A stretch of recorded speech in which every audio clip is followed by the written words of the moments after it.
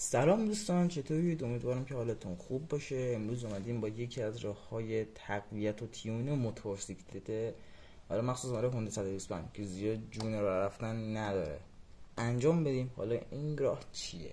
همتون میدونم، یه بار اسمش شنیدید. چرخنده جلو رو میخوام بزرگترش کنم، عقبو فعلا دست نمیزنم چون بالانس موتور به هم میریزه. خب چرخنده جلو رو من 17 تاییش میکنم، یعنی این چرخنده. آره، بریم رو موتور نصبش کنیم ببینیم چطوری. حالا من این نصب خواستم بکنم نشد، حالا بهتون دلیلش میگم چرا. بخاطر اینه که این بزرگه و اون یکی کوچیک، زنجیرش به این نمیخوره. بس رفتم یه زنجیر دیگه گرفتم، 4 تا دندونه بهش اضافه کردم. خب زنجیرش هم پس قرار عوض کنیم. پس بدون معطلی بریم سراغ ویدیو قبلش. لایک فالو دوباره گفتم، لایک و ساب فراموش نشه. نظری هم داشتید میتونید تو کامنت ها بذارید. بریم برای انجام مراحل کار. خب اولین کاری که میکنیم اینه که پیشای در بوبین رو باید باز کنیم.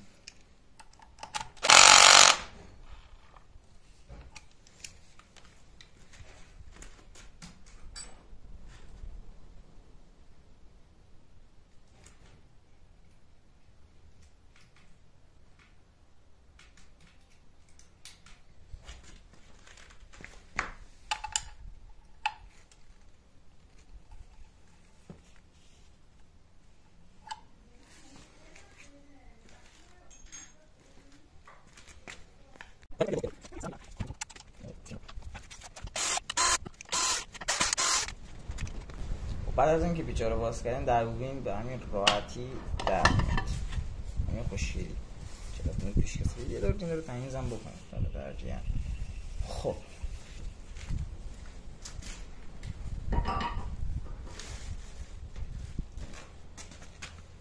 بچه چیزی که الان دارید مشاهده میکنید چرخنده 15 تایی که روش سواره و یه لقه خاصی هم باید داشته باشه. خب متاسفانه دوربین پرت شد. یه لقه خاصی داره که حالا این باید باشه لقه.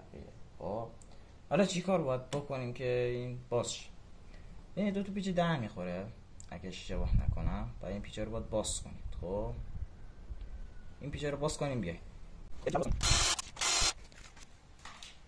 خب بعد از اینکه پیچای دربین گفتم اشتباه، پیچای چرخنده رو باز میکنید، اینو یه باش باز میکنید در میاد. خب اینه که در آمد تمیزش میکنید میذاریم کنار، اصلا هم بفهمه رفت. حالا اینو میکشید با زنجیر بیرون، خود زنجیر هم همراش در میاد. تمام. خب دستو نگاه، این چرخنده‌ای که الان میبینید 15 تاییه که فابریک همه موتوراست. خب بریم با این نمونه مشاهده کنیم، مقایسه‌اش کنیم. یعنی ببینید این خیلی بزرگتر از اینه، نگاه. یعنی در اینقدر تصبت اینجا رو دقت کنید خورده شده اصلا. الان نمیدونم به کجا مالیده خورده شده، داستان چجوریه خبر ندارم. بریم که نصبش کنیم. خب بچه قبل از اینکه نصبش کنیم باید زنجیر فابریک موتور رو بگیریم باز کنیم. خب باز شد، قفل زنجیرش پرید بیرون. اینا برای باز کردن زنجیر هم اینو میکشید سمت خودتون.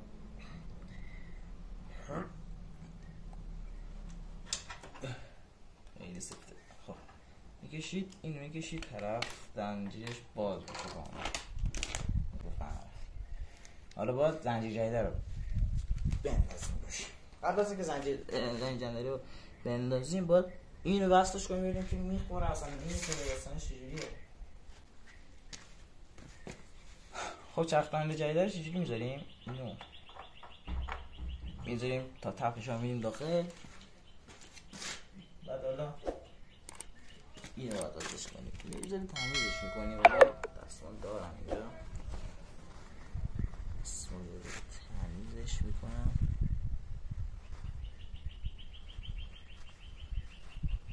چه باید نصبش کنیم. خب این یه قلق داره. خب قلق این چجوریه؟ اینو جا میزنید میچرخه اینجا رفت. بچه ها یه جا هستش این نمیچرخه، نگاه کنید این نمیچرخه، قفل. اینه یه ذره میدید جلوتر، این دیگه آزاد میشه. اینو با این مماسش میکنید، پیچا رو روش قرار میدید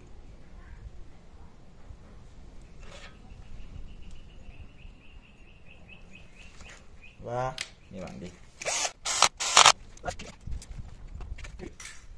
البته یه لقه خاصی توش باش که داره این لقه. زنجیر نو رو باید باز کنیم. بهت گفتم 4 تا 2 تا باید بشه اضافه، که فکر کنم ما زیاد هم اضافه کردیم زنجیر رو.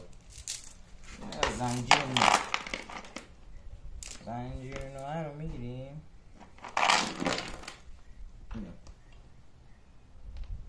روش یه ذره زنجیرمون زیاده، خیلی زیاده، یعنی خیلی بلند شد.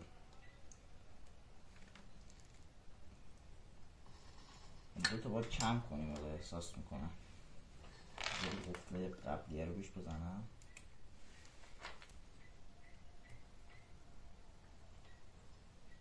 دو تا باید کم بشه و پروژه توقف میخوره تا بریم دو تا رو هم روش کم کنیم و برگردیم. خب آقا ما برگشتیم، زنجیر اونم 2 تا کوتاه کردیم. خب بریم که کارش انجام میدیم. اول زنجیر از خوشی اول رد کنم، اینم خلاص. بعد میاد بیه این سوار میشه، دورشو که زد برمیگرده میره سر جاش. دقت کنید اینجا رو ما اومدیم زنجیر از اینجا رد کردیم، بستیم، برگشتیم. قفل زنجیرم این زیره اینجا بستیم و برگشتیم. حالا زنجیر خیلی شله، باید سفتش کنیم، میکشیم چرخ عقب سفت شه. بعد حالا ببینم چی میشه. یه توضیح بدم راجع به شل کردن، یعنی تنظیم چرخ. این پیچ باید شل شه، اون مهره اون ته هم باید یکی نگه داره که اون یکی نچرخه. اینو شلش میکنید، این گوشواره این ور گوشواره این ورم شل میکنید، چرخو میکشید عقب، صفر میکنید همین عقب. آقا ما گرفتیم زنجیر رو سفت کردیم، ولی یه نکته ببینید، تا ته هم که سفتش کنید زنجیرتون بالاخره اینقدر شل هست، این به این نمیخوره ها، ولی باز خیلی شله. این اصلا استاندارد نیست اینقدر شل باشه. ببین با یه انگوش راحت بالا اینقدر بالا پایین میشه. پیشنهاد میکنم نه خیلی اصلا از این چرخ داره، یاد میخریدم 16 تایی بگیرید و بریم حالا این دم دستگیرات من این سفتش کنم کامل. بریم در بوبینگو ببندیم، بریم باش یه دوری بزنیم ببینیم چه جوری شد چطور بشه. آقا ما اینو گرفتیم سفتش کردیم، ولی بهتون بگم این نکته باشه من اصلا پیشنهاد نمیدم. خب چرا؟ چون که ببینید این نزدیک اینه، نمونه که اینجاست، زنجیرتون شل صفر بشه این گیر کنه به اینجا، چرخنده جلو قفل میکنه، عقب هم پس قفل میکنه، با کلی میخورید زمین. خب پیشنهاد میکنم نبندید، یا میخواید ببندید 16 تایی حتما ببندید، خیلی گنده است و زنجیرش هم که خیلی شده. کار رو اندازه این موقع شولی. حالا بریم جلو باشه دور بزنیم، در بوبینگو ببندیم، یه دور بزنیم ببینیم چه جوری شد. آقا بخوام نظر خودم راجع به این چرخنده بگم، شتابش آنچنان تغییری نکرده. خب یعنی بگم مثلا خیلی خفن شده شتابش، نه زیاد خفن، نه زیاد تغییر نداشته. خب خیلی خب جون موتور کمتر شده، مثلا من خیلی سریع بسمن دنده دور پر میکنه، ولی این باری خوره مثلا 300 میکنه، ثانیه‌اش رفته بالاتر شده به شما بکنه. ولی خب مثلا سرعت دنده 3 من شتابش خیلی شده، راحت تو سرعت میگیره. خب حالا جون موتور رو خب میگیره، مثلا سربالای 2 ترکیب شده باشه یه ذره آراش میشه. در کل بخوام نظر خودم راجع به این چرخنده 17 تایی بگم، ببینید میتونید بندازید، ولی زنجیرتون نگاه کنید مشخصه چقدر شله. کاری که میتونید بکنید برای اینکه زنجیر سفتی، خورشیدی عقبتون نمیدونم چند تاییه، یه شماره بیشتر بگیر، فکر کنم 30 تایی باشه دقیقاً نمیدونم، یه شماره بیشتر بندازید این لبش اوکی میشه. نگاه کن خیلی شله، افتضاح شله و من معکوس میدادم تق تق صداش میومد، این میخورد به این مثلا لبه. حواستون باشه که اینجوری بره دیگه شما میرید باشه. آقا امیدوارم که از این ویدیو خوشتون اومده باشه. این ویدیو یکی از پرارث ترین ویدیویی بود که تا الان داشتم، چون چند بار زنجیر بردم سایز زدم و اینا. حالا خب نتیجه برای اینکه بخوام نتیجه درستی بگم خورشید عقبم باید عوض کنم. خب حالا اگه بخوام عوض کنم ویدیوش حتما براتون میذارم. لایک، کامنت، سابسکرایب فراموش نشه. نظری هم داشتید میتونید تو کامنت ها بپرسید. عشق من دمتون. خداحافظ شما.